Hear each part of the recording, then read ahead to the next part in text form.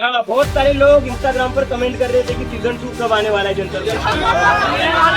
उन लोगों को मैं कहना चाहता हूँ जंतर मंतर का सीजन 2 बहुत ही जल्द शुरू होने जा रहा है।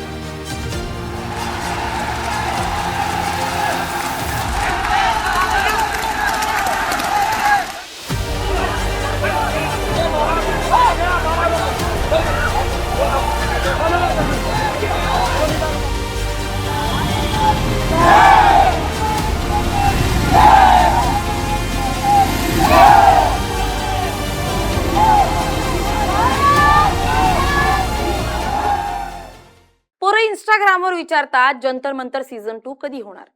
यावर सीजेपीचे अभिजित दिपके यांनी आता जंतर मंतर सीझन 2 ची मोठी घोषणा केली आहे.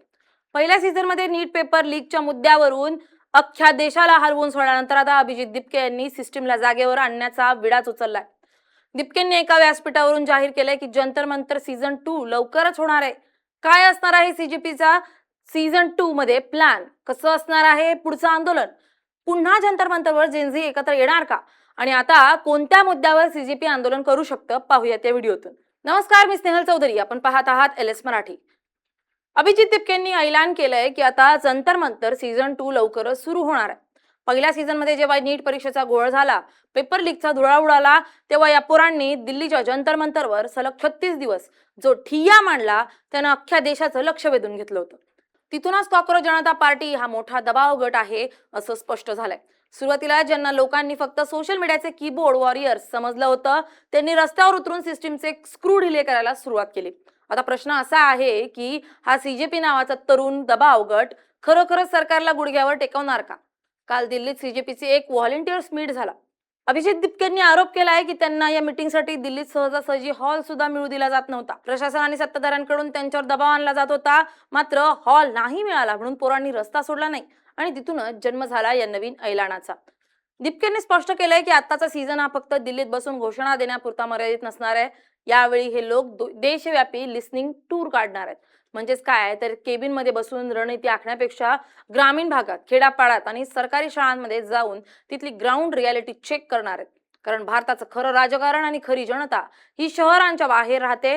जेव्हा तुम्ही तिथल्या पोरांच्या आणि पालकांच्या जखमेवर बोट ठेवता तेव्हा सिस्टीम चालवणाऱ्यांना उत्तर द्यावीच लागतात. हाँ, बहुत सारे लोग इंस्टाग्राम पर कमेंट कर रहे थे कि सीजन 2 कब आने वाला है जंतर मंतर।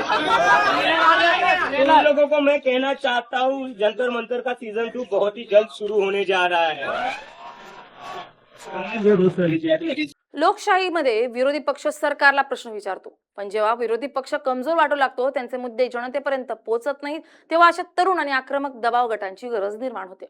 सीजेपीकडे कोणतीही मोठी निवडणूक यंत्रणा नाही, त्यांच्याकडे पैशांचा महापूर नाही, पण त्यांच्याकडे एक गोष्ट अशी आहे जी आजकालच्या राजकारण्यांकडे खूप दुर्मिळ झाली आहे. ती म्हणजे निष्पाप तरुणांची ताकद आणि सोशल मीडियाचा अचूक वापर. दिपके आणि त्यांची टीम ज्या प्रकारे रील्स, शॉर्ट्स आणि सोशल मीडियाच्या ट्रेंड्सच्या माध्यमातून अवघड राजकीय मुद्दे अगदी सोप्या भाषेत मांडतात, त्याला तोड नाहीये. ही पोरं थेट मुद्द्याला हात घालतात. सीझन 2 मध्ये त्यांनी जे मुद्दे निवडले ते ऐकून सरकारला विचार करावा लागणार आहे. त्यांनी म्हटलंय की देशातील प्रत्येक मूल जे सिग्नलवर तिरंगा किंवा खेळणी विकताना दिसतं, त्याला तिथून उचलून शाळेच्या बाकावर बसवायचंय. शिक्षण हा प्रत्येकाचा हक्क आहे, पण तो फक्त कागदावरच राहिलाय. सीजेपी याच कागदाला हकीकत बनवण्यासाठी रस्त्यावर उतरणार आहे. आता आपण या नाण्याची दुसरी बाजू पाहू.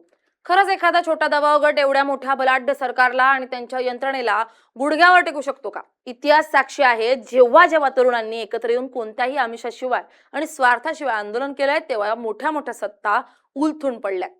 पण इथं एक मोठा पेच आहे. जंतर मंतरचा पहिला सीझन हा रिॲक्टिव्ह होता. म्हणजे आधी पेपर लीक झालं, पोरांचं नुकसान झालं आणि मग राग अनावर होऊन आंदोलन उभं राहिलं. जेव्हा एखादी घटना घडते तेव्हा जनतेचा राग उत्स्फूर्त असतो. पण सीझन 2 हा प्रोएक्टिव्ह आहे, म्हणजे आधीपासूनच प्लॅनिंग करून मुद्दे ठरवून सीजेपी जनतेमध्ये जाणार आहे. अशा वेळी लोकांचा तोच आवेश आणि तीच ऊर्जा टिकून ठेवणं हे सीजेपी साठी सर्वात मोठं आव्हान असणार आहे.